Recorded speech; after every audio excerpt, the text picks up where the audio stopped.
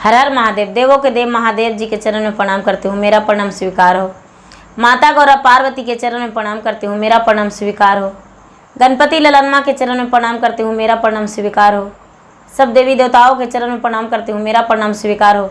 माता और पिताजी के चरण में प्रणाम करती हूँ, मेरा प्रणाम स्वीकार हो। गुरु भाई बहन, मैं एक कथा सुनाने जा रही हूँ। इस कथा को पूरा सुनिए और रहस्य जानिए। आधी नहीं, आधी सुनने में शिव गुरु का अपमान होती है और पूरा सुनने में ज्ञान होती है, इसलिए कथा को पूरा सुनिए और रहस्य जानिए। हर हर महादेव, घर घर महादेव। गुरु भाई बहना, एक राजा थे। एक राजा थे, उनका राजपाट बड़ा था। राजा का राज बड़े खुशी से चल रहा था। राजा की एक कन्या थी। वो कन्या 12 वर्ष की थी। जो कन्या थी उसका बाल सोने का था। उसका चमचम चमचम बाल चमकता था। चमचम चमचम बाल चमकता था, जैसे लगता था कि उसका बाल से सूरज का प्रकाश निकल रहा है। लड़की बहुत सुंदर थी। राजा साहब कहीं जाने नहीं देते थे अपना पुत्री को, कहीं भी जाने नहीं देते थे। उनको लगता था कि मेरा पुत्री इतना सुंदर है, इतना सुंदर है, यदि कहीं जाएगी तो लोग इसे उड़ा ले भागेंगे। राजा अपने राजमहल में कन्या को रखते थे। लेकिन एक दिन का बात है कि सारे लोग, उनका सखी जो थी वो गंगा स्नान के जा रही थी। गंगा स्नान के जा रही थी तो ये जो लड़की थी, लड़की भी स्नान में चली गई अपने पिता से छुपे, पिता से ना बताकर, और सखी से मिलकर, दाई से मिलकर स्नान करने को लिए चली गई। स्नान करने को लिए चली गई तो स्नान करते समय इसका एक बाल टूट गया। जब एक बाल टूट गया तो इसे लगता है कि यदि अरार पर फेंक देंगे तो मेरे पिताजी नदी के अरार पर आएंगे तो पकड़ लेंगे कि मेरा बेटी स्नान में गई थी। मैं क्या करूं? एक पत्ते पर करके नदी में दहा दी। नदी में दहा दी। वो बाल जो था नदी के धारा में दहते दहते जा रहा था। नदी के धारा में दहते दहते जा रहा था। बाल में पूरा चमक था। ये लड़की तो स्नान करके घर आ गई। बाल में पूरा चमक था। राजा अपने राजमहल पे, दूसरा राज के राजा घूम रहे थे तो नजर पड़ा कि नदी में कुछ ऐसा धातु दहल जा रहा है जो चमकते जा रहा है। आखिर क्या चीज है? अपने सिपाही को बोले कि जाओ, नदी में कौन ऐसा चीज दहल जा रहा है, जाके देखो तो। उनका घर जो था नजदीक में था। सिपाही लोग देखते हैं तो देखते हैं कि एक पत्ता पर एक बाल है, उसमें इतना चमक है। राजा साहब को ला के दिए। सिपाही लोग कहने लगे कि राजा साहब, ये तो सोने का बाल है, इसमें इतना चमक है। राजा साहब देखें और देखकर उन्हें लगा कि ये सोने का बाल है। राजा साहब अपने नगर में ढिढोरा पिटवा दिए कि जो ये लड़की को ला देगा उसको हम आधा राज दे देंगे और बहुत सारा इनाम देंगे। सारा लोग को ढिढोरा पिटा गया, कोई भी तैयार नहीं हुए। राजा के घर एक दासी थी। राजा के घर एक दासी थी। वो कहती है कि राजा साहब, हम ला देंगे, हम वो लड़की को ला देंगे, क्या आप मुझे देंगे अपना राज, धन देंगे? राजा साहब बोले हाँ, चाहे कोई भी हो, कोई भी ला देगा हम उसको देंगे। दासी थी, एक झोला ले ली और राजा से बोली कि हम जाते हैं, आपके घर हम 1 साल 2 साल कब लौटेंगे पता नहीं, लेकिन हम जा रहे हैं।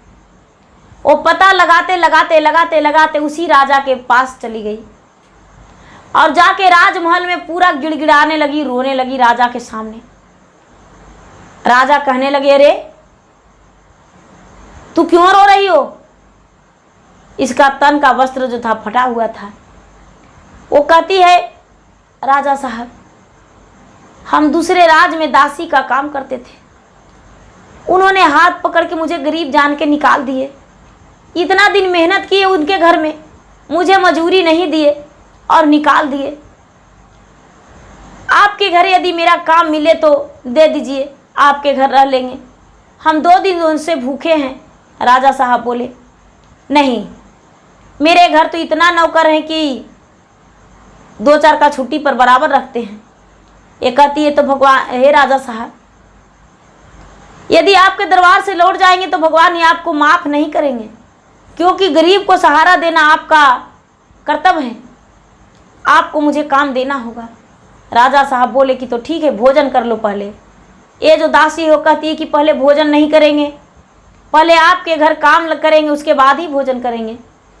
एक झाड़ू, राजा बोले कि तो ठीक है, जाओ काम पे लग जाओ। एक झाड़ू लेकर घर आंगन राजा को झाड़ू देने लगी।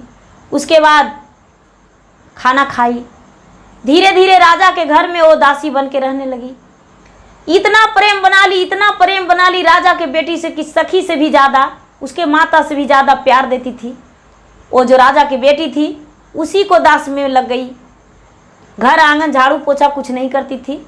जो वो लड़की कहती थी वो उसके लिए पैर पर खड़ी हो जाती थी। वो पानी मांगती थी तो पानी, भोजन तो भोजन, उसका कपड़ा तो कपड़ा, उसका बाल झाड़ना, उसका सजाना संवारना, कोई काम ये लगी रहती थी। अब उससे बहुत ज़्यादा लगाव हो गया था, इतना ज़्यादा लगाव हो गया था, इतना ज़्यादा लगाव हो गया था कि जिसका कहना नहीं। ये राजा के पास चिट्ठी लिखकर भेजी कि राजा साहब, इस राज में राज का नाम लिखी और नदी के अरार पर केवट को भेज दीजिए।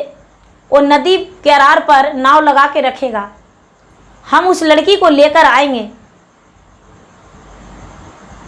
ये जो राजा के पास चिट्ठी चला गया, राजा साहब चिट्ठी पढ़ के और नाव को भेज दिए। नाव को भेज दिए, दिन तारीख सब दे दी थी। राजा साहब उसी दिन को भेज दिए। 2-4 बार उससे पहले भी गई थी स्नान करने, उसके साथ स्नान करके घर आ गई थी। ये लड़की को स्नान के बहाने नदी ले गई वो दासी।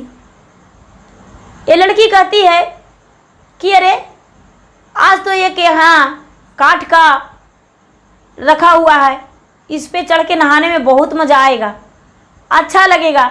ये दासी कहती है, तो महारानी आप इसी पे कहिए तो इसी पे हम नहा देते हैं, आपको स्नान करा देते हैं।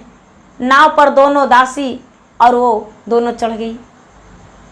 दोनों चढ़ गई तो ये जो केवट था वो तो उसी अरार पे खड़ी था।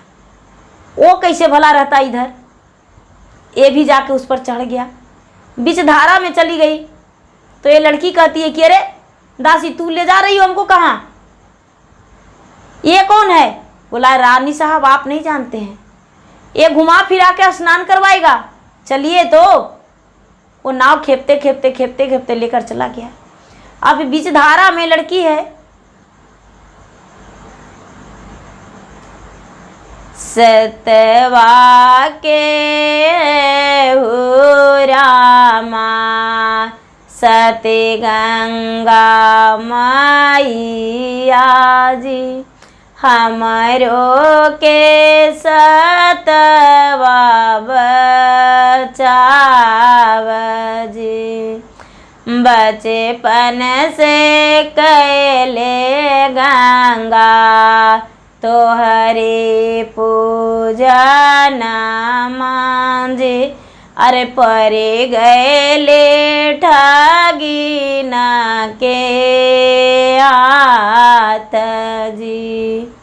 ये लड़की वहाँ से जापते जा रही है। आगे गई जवारात पर जहाँ राजा के राजमहल था, उस सामने नदी पे केवट लगा दिया।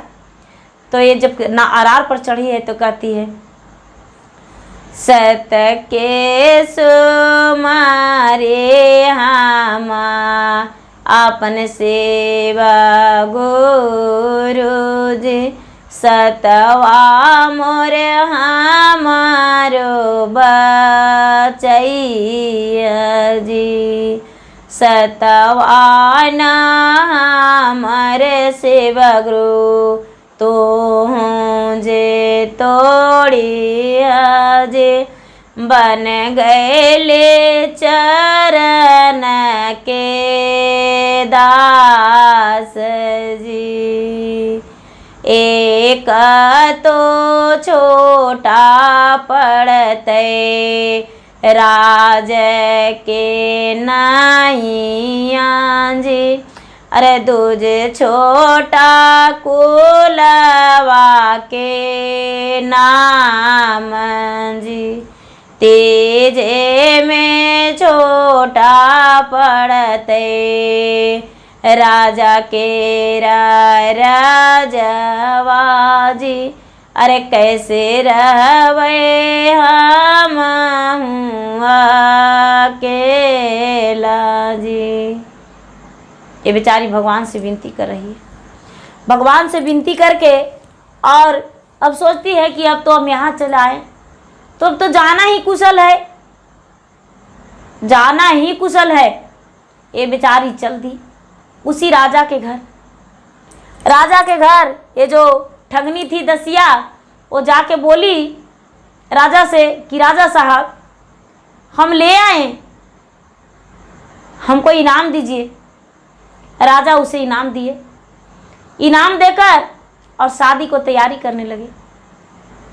जब शादी को तैयारी करने लगे तो ये लड़की कहती है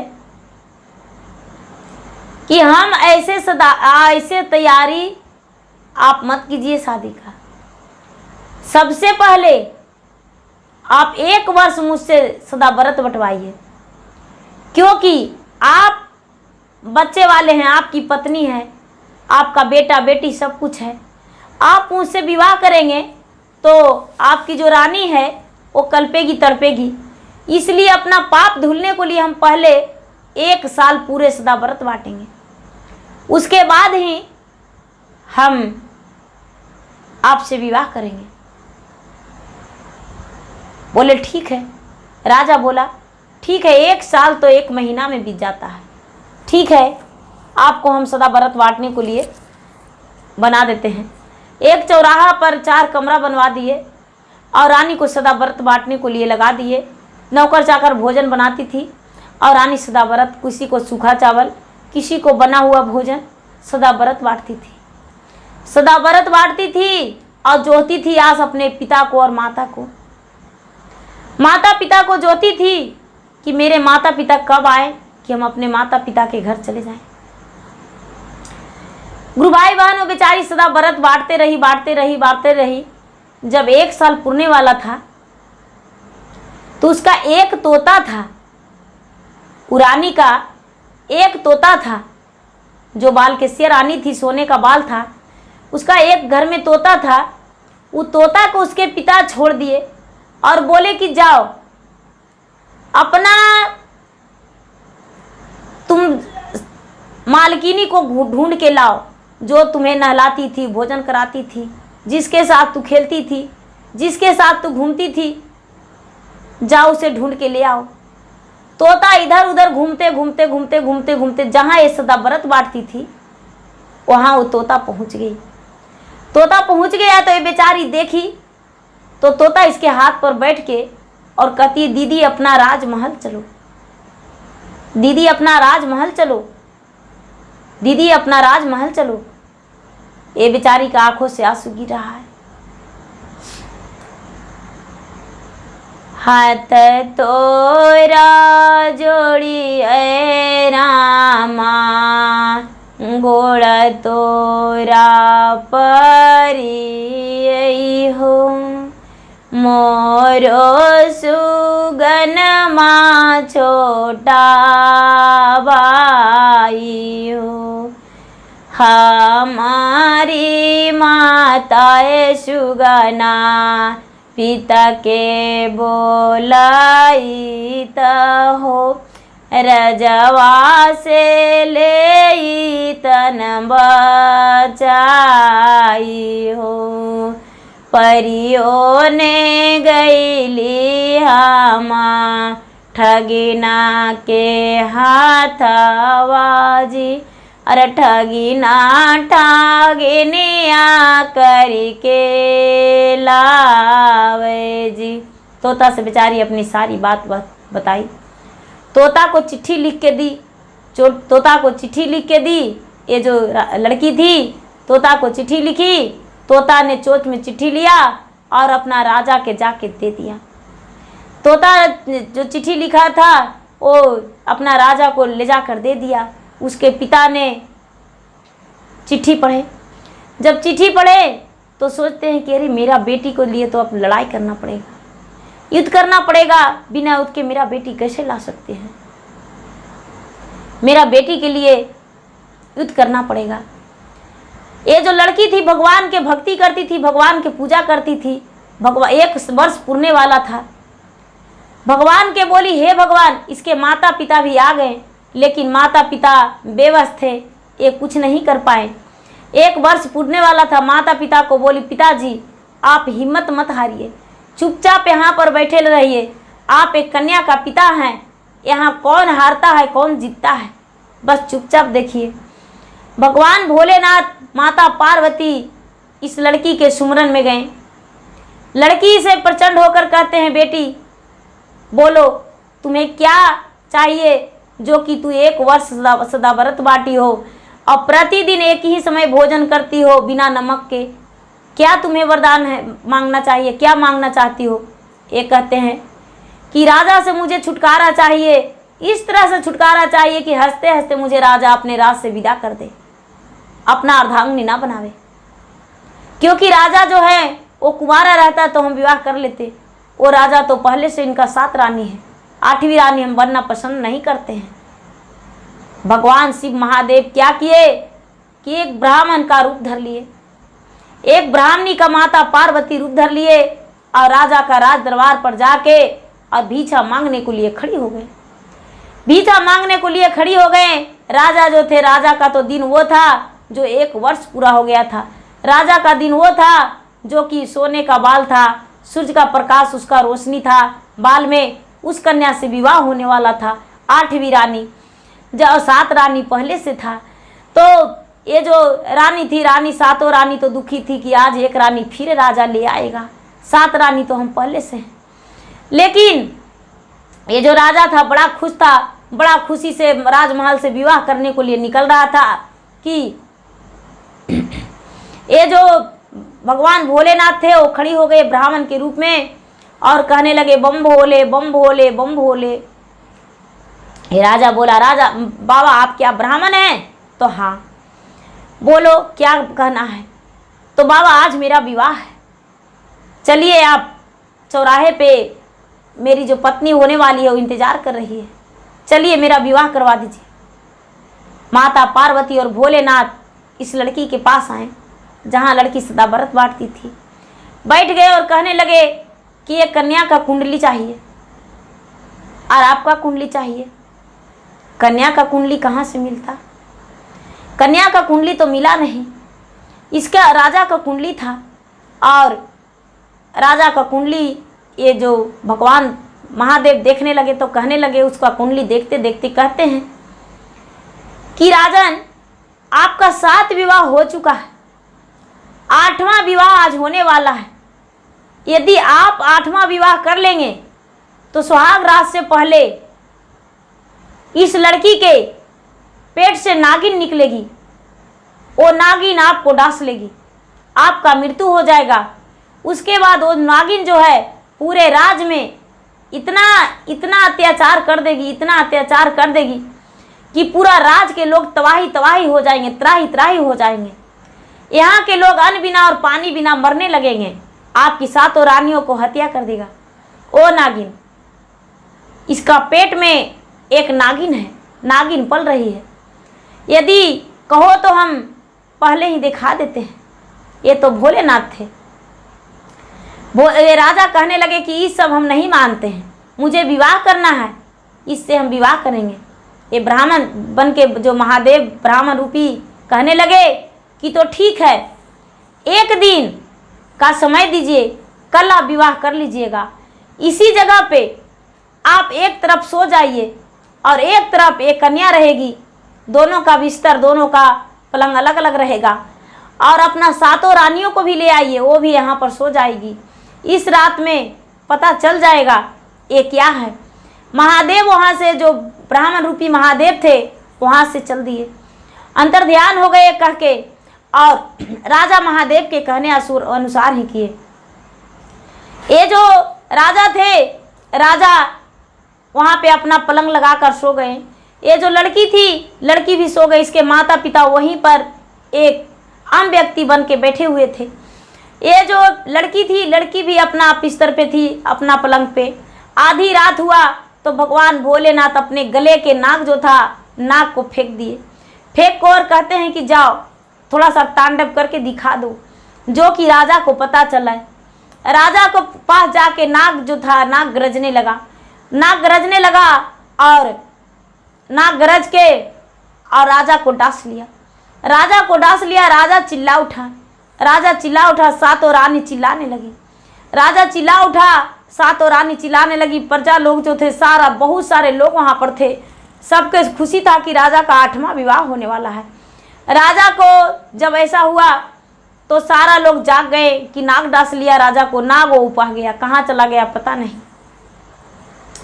ये जो राजा थे पूरा बेचैन हो गए, और ये राजा मरने वाले थे कि ये लड़की कहती है कि हम आपका प्राण बचा सकते हैं, आपका प्राण हम बचा सकते हैं, लेकिन आप पहले शर्त कीजिए कि क्या आप मुझसे विवाह नहीं करेंगे। यदि आप मुझसे विवाह भी करेंगे तो आपका मृत्यु हो जाएगा, अभी भी मृत्यु हो जाएगा। आप अगर जो ना कह देते हैं तो आपका प्राण भी बच जाएगा और हम भी अपना राज वापस लौट जाएंगे। ये जो लड़की थी, लड़की ने स्वीकार करवा लिया राजा से। राजा ने क्या किया, बोल दिए कि हाँ हम विवाह तुमसे नहीं करेंगे, मुझे माफ़ कर दो, हमने तुम पे अत्याचार किए और तुम एक 12 वर्ष की कन्या हो, हम 50 वर्ष के राजा हैं और तुम एक 12 वर्ष की कन्या हो, तुम पे अत्याचार किए हैं, इसलिए हम तुझसे विवाह नहीं करेंगे। ये जो लड़की थी, लड़की हाथ जोड़ के और कहती है, सतवा बचैया रामा सतना सुमारेज शिव गुरु न सहाय जी आपने नगवाए भोला भेजु मोरे ओरे आज रजवा के प्रणमा देहु बचाई। भगवान इसे दर्शन देते थे। इतना पुजारी भक्ति करती थी लड़की कि भगवान इसे दर्शन देने लगे। भगवान क्या किए कि अपना नाग को छोड़ दिए। नाग जाके द्वारा राजा को डांस लिया। सब प्रजा के सामने सवेरा हो चुका था, सब प्रजा के सामने नाग डांस लिया। नाग जाके जैसे लगा कि रानी के पेट से निकला है, लड़की के पेट से निकला है नाग। जाके डांस लिया और डांस के लड़की के पास आया। नाग अंतर ध्यान हो गया। राजा जी गया, वो मरने वाला था, वो मरा था नहीं। राजा फिर से माने उस स्वस्थ हो गया। जब स्वस्थ हो गया तो सब तब ये लड़की कहती है कि ये मेरे माता हैं, ये मेरे पिता हैं। यदि आप चाहते हैं कि मुझसे विवाह करना चाहते हैं तो कर लीजिए, हम तैयार हैं, लेकिन यदि चाहते हैं अपना जान सुरक्षा तो मेरा राज लौटा दीजिए। ये जो राजा थे, इसके माता के, इसके पिता के और इसका तीनों का सुंदर वस्त्र आभूषण देकर और वहाँ से राजा अपना इन लोगों का राज लौटा दिए और विवाह करने के लिए छोड़ दिए। और ये जो राजा थे, राजा जो इसकी दासी थी, दासी को बहुत बड़ा दंड दिए। दोनों हाथ कटवा दिए कि तूने मेरा बेटी को ठग के लाए थे। राजा से बोले कि आपसे हम एक वचन मांगते हैं, क्या आप मुझे वचन देने के लिए तैयार हैं। ये जो राजा विवाह करना चाहते हैं तो थे, बोले कि हाँ आप जो कहेंगे वो हम मानने के लिए तैयार हैं, क्योंकि आपका बेटी ने मेरा जान बचाई है, आप जो कहेंगे वही। बोले कि जो मेरा बेटी को ठग के लाया है उसको दोनों हाथ काट देना चाहिए। जो ठग के दासी लाई थी उसको दोनों हाथ राजा कटवा दिए। राजा कटवा दिए। राजा तो धन बहुत सारा उसको दे दिए थे, लेकिन हाथ तो नहीं दे सके, हाथ उसका कट गया। और ये जो बेचारी बालकेशिया रानी थी, वो अपना महल लौट गई अपने माता पिता के साथ। ये जो राजा थे, राजा अपने राजमहल अपना 7 रानी के साथ वापस लौटे। 7 रानी का खुशी हुआ कि 8वीं रानी नहीं आई, हम 7 रानी ही रह गए। इसका खुशी हुआ कि उस राजा से विवाह नहीं मेरा हुआ, मेरा जिंदगी बच गया। तो गुरु भाई बहना, भगवान के भक्ति में बहुत शक्ति है।